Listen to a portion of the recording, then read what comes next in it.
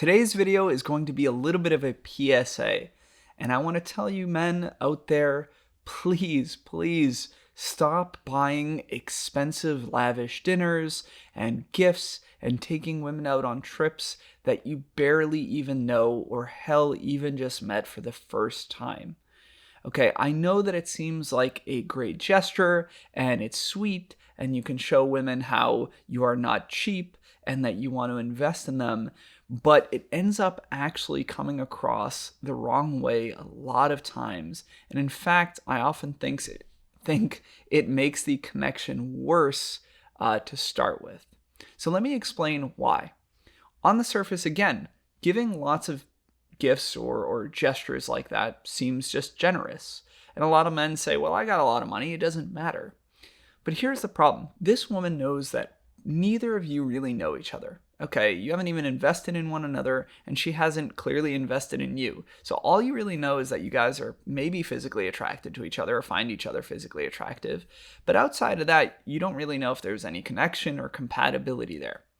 So when you are bringing to the table right off the bat, something that you spend your hard-earned money on, okay, it is taken as this man who, obviously works hard for himself and strives hard in his career is trying to spend a lot of money on me, even though he doesn't even know me.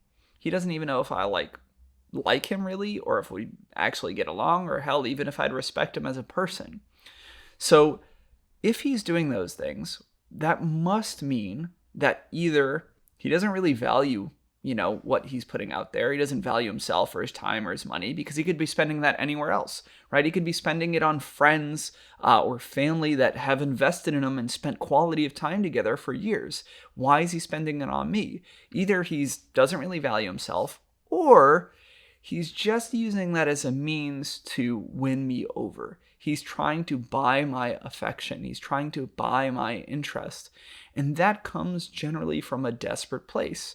Because again, if you were a self-respecting person, you would say, great, I'm potentially interested in this woman, but let's see first if we really have something here. And then naturally, we should invest more in one another as that connection continues to grow and as we seem to be a right fit for each other. But what you're saying is, this man will put down his own values, needs, self-respect, and maybe doesn't even believe in his own personality fully.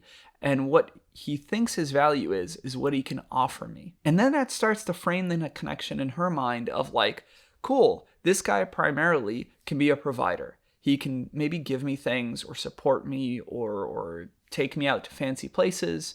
And that's what the connection is initially going to be built on, and what the value of you appears to be to her. And that doesn't leave a lot of room for her to actually appreciate your personality and first and foremost become attracted to who you are as an individual.